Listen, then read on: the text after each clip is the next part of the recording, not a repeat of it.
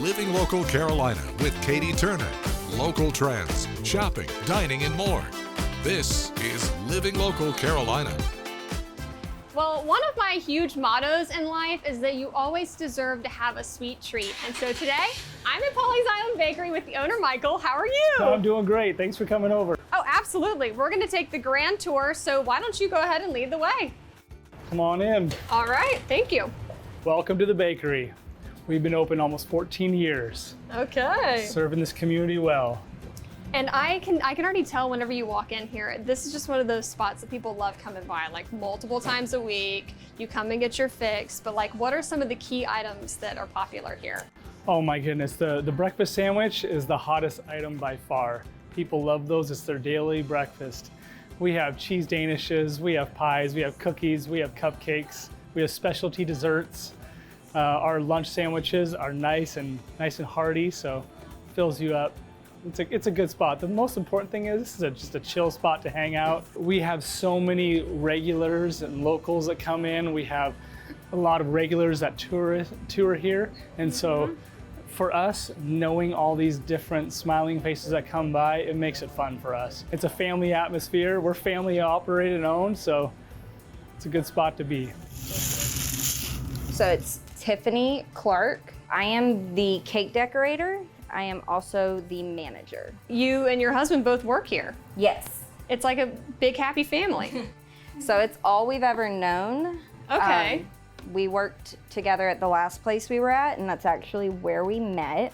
I love it. I love it. And so when I started here in May of 2020, it was the weirdest time in our relationship that we weren't working together. And so then, November of 2020, he started working here.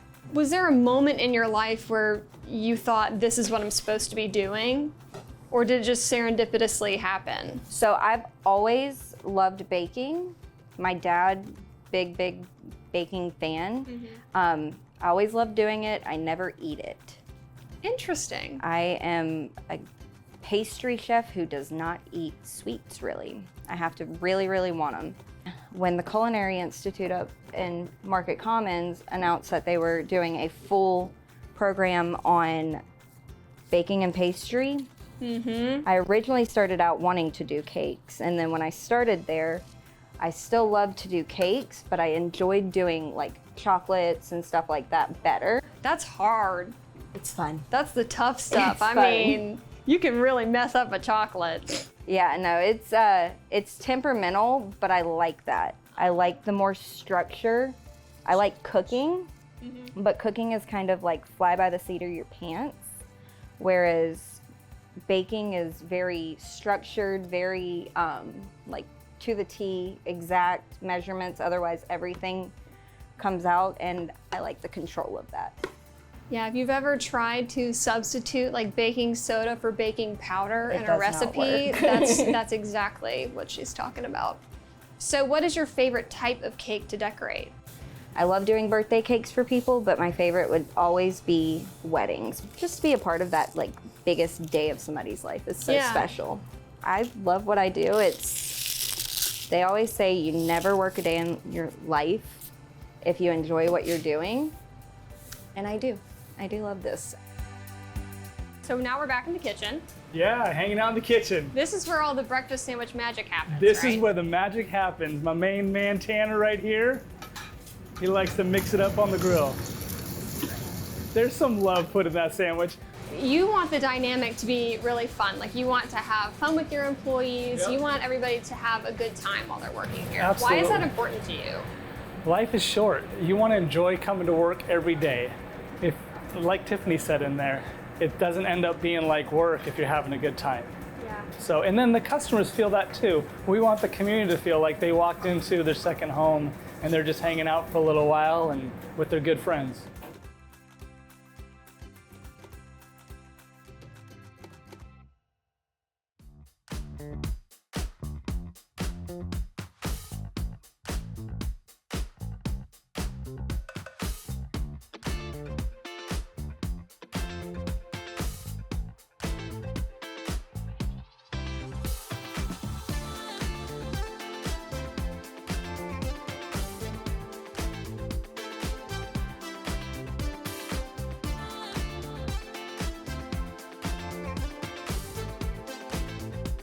We'll be back right after this break with more Living Local Carolina. Well, thanks once again for joining us today on Living Local Carolina. I'm Katie Turner, and I'm wearing pink for a reason today. I'm joined in studio by Michelle Apple. How are you? Fantastic, thank you. Okay, so you are the founder of the ABC Warrior Foundation. What does that stand for? The Apple Breast Cancer Warrior Foundation. All right, so tell me your story. So I'm actually, this week is kind of ironic, I'm a 5-year breast cancer survivor. So I made it to 5 years, which is a huge milestone for many breast cancer patients. So when I got my diagnosis, I always knew I wanted to do more. I didn't want to be defined by breast cancer, but I've seen so many financially having a hard time with the financial bills in addition to advocating and educating. So during my journey, I decided to start a foundation, a 501c, to help other breast cancer patients as they're going through this long journey, because it's emotional, it's financial. And so I decided to start the foundation under those things so that we could help them. It's got to be surreal going from being the patient to being able to really pay it forward to people. Absolutely. I wanted to advocate because in the beginning my diagnosis was missed. So I had a very small lump under my armpit, and I think it's good for the viewers to know that I just got a standard mammogram, and unfortunately they missed it, and I should have had an ultrasound. Wow. And that's the other reason to advocate for the foundation, right? I want to educate and tell folks. Not that you have a crystal ball that it could stop it, but maybe we could have caught it earlier. We know with breast cancer, early detection and treatments are huge. Huge. So with that, after my mom got diagnosed with bile duct cancer, I then took care of myself. She passed away. We were taking care of her, and I got shingles, and it grew actually on my breast. And I thought, well, I should get this checked out. So after she passed, I did, and that's when I found out I was stage 3. It has metastatized into 23 lymph nodes, full mastectomy, 6 months chemo, 3 months radiation, and then just recently I had my ovaries removed, and then continued medication. So many cancer patients don't get to ring the bell. So many of those I want to advocate and help and do the comfort bags that we're going to talk about at the next summit to kind of bring a smile to their face. Now, for people that want to stay updated with you and help out throughout the year, I mean, you have so many things planned on the calendar. How can they stay in touch with you? Absolutely. So we have a website. It's www.applebcwarrior.com, or they can certainly email me at michelleapple71@iCloud as well. Well, welcome back to Living Local Carolina. Today I'm joined by Quadre Stuckey. We're talking about beautiful, beautiful artwork with a rich cultural heritage. How are you doing? I'm amazing. I'm blessed. Happy to be here. Thank you for having me today. We're going to do a lot of fun stuff, but first I want to get to know you a little bit. Okay. I want you to kind of walk me through your creative process when it comes to this. So when it comes to my creative process with the artwork, I like to visualize what I'm going to do first in my mind, and then I like to, draw it and sketch it on the canvas. And then once I sketch it on the canvas, I like to add that paint to bring it to life. And you have quite a history. Yes. Why did you get into art in the first place? I would say art is like my God-given talent. It wasn't something I had to try hard with. It was something that would naturally come to me that just kind of flows easy. So I wanted to use that and share my gift with the world. I would say that when you look at your art, I was taking a look at your portfolio, and a lot of it is so striking. Yes. You have such a unique look. Yes. How would you describe your art, though? I mean, I would describe my art as kind of like a mixture between like contemporary pop art and then low country Gullah lifestyle series. That's what I say, because that's our history and rich culture in Charleston, South Carolina, where I'm from. So it's about that Gullah lifestyle, maintaining the culture and the heritage. So I'm just telling the story through my artwork. Why is that important to you? I feel like it's important because if you don't tell your own story, somebody else will tell your story and control your narrative. So it's better for you to keep your own history and pass it down to the generations to come, like your grandkids, your great-grandkids, and your children, to let them know where they came from and what you did to make it here where you're at today. And how does it feel whenever people see your art for the first time? It feels amazing because, with artwork, it speaks to everybody different. You know what I'm saying? People get happy, people get excited, people get, filled with joy.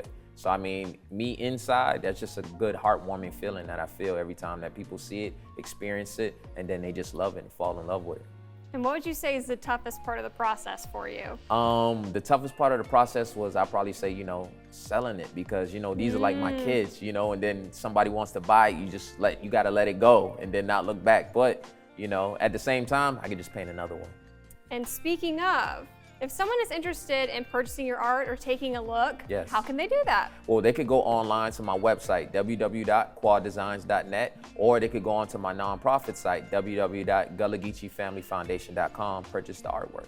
All right, perfect. Thank you so much, Quadre. I appreciate you visiting me today. Definitely.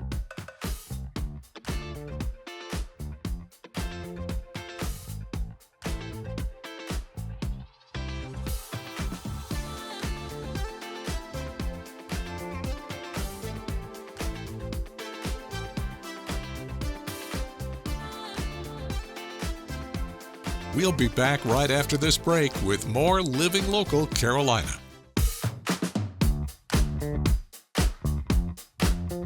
Well, good morning, everyone. Thanks for joining us today on Living Local Carolina. One thing I love about this show is I get to have a lot of firsts, and today I have, for the first time ever, a tattoo artist in the studio. Jerica, how are you doing today? I'm well, thank you for having me. Okay, we've been talking for a little bit, and you obviously are a tattoo artist. We're going to talk about that, but you just are an artist in general. Right. How did you first get into the arts in the first place? So first it started, back in 4th grade. I was, a child, and I started dabbling in just drawings and doodles, and I realized I was pretty good. I tried to impress a few people, and they loved the feedback from me giving them like art drawings and gifts, and so from there it stuck with me all the way to adulthood. And now that's just like my career. That's what drives me. That's where I am. Yeah, I can tell that you're very passionate about this. Yes. So where did the tattooing begin? So I started off background graphic design, graduated for, did 2 years associates and bachelors for graphic design work. But after college, I wasn't really into, the professional corporate business type work. I'm more of like, freelance, more of like a laid back type of artist. So I kind of wanted something that was more hands-on, but not so, professional and direct and corporate. So I wanted to transfer that and my energy into, tattooing. People love my work and they want it on their body. So I was like, let me try that. After college, I was like, let me channel that, see if I can get into it. And I just started, dealing with mentors, doing my research, getting classes and getting certified to become an artist. Yeah, it's got to be a little daunting at first. It is. It was very scary. Very scary because people. This is life lasting. It's on people's skin, and you want it to be great. You want your artwork to what you can do on paper to reflect on skin. So that's where the transition comes in. It's kind of hard trying to master that, but if you can do it, once you can, and you can draw, once you master that and you get the technique down, it's like butter. So yeah. That's so cool. It's got to be really satisfying too to be able to see everyone's reaction to it. Yes. Do you have a specific style? Doesn't every tattoo artist They have a do, specific and honestly, style? yeah, they do. Honestly, tattoo artists do like to stick to a style. They like to see what they master or what they do better in. But me, I wanted to go into this business not being put in a box. I hate being in a box. Like, you're not gonna just come to me for black and gray or traditional. I like to do everything. So I definitely have tried to work on, I have a wide variety of styles that I try to work on, and I perfect everything. So from typography to, I love doing portraits. I love color pieces. I love color. Anything with color. I'm a colorful person, so I try to encourage my clients to get color. And then, just from there, they just try to, we bounce ideas back and forth, and I try to be as creative as possible. I love it. I love it. And talking about creativity here, you do stuff outside of tattooing as well. Yes. Can you tell people what else what are you up to? So right now, this last past year, I've been dealing with mixed media. So doing canvas pieces and going to pop-up art shows in different states to sell and be a part of these art shows. You know what I'm saying? So I've been doing 3D art, things that have textures and layers, and I've been playing with epoxy resin that people are familiar with. Yes. So with that, it allows me to have these pieces that should be in like an exposition but I'm selling them so they can have it in their houses and keep it as pieces and remember me that.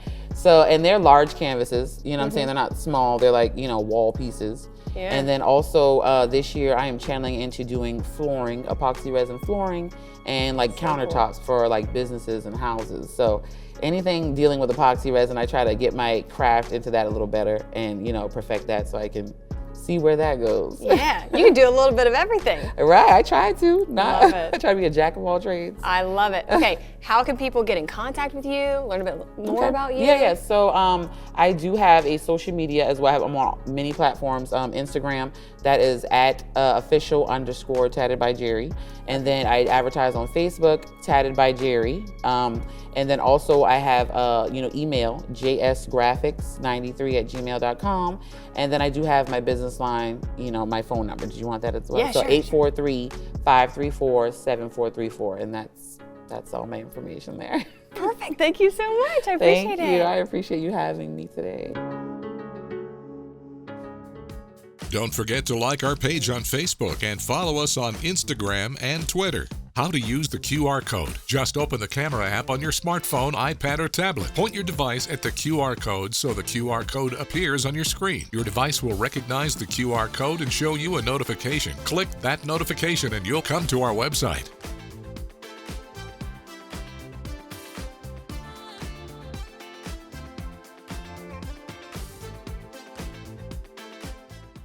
Living Local Carolina, weekday mornings at 9:30 on WBTW News 13.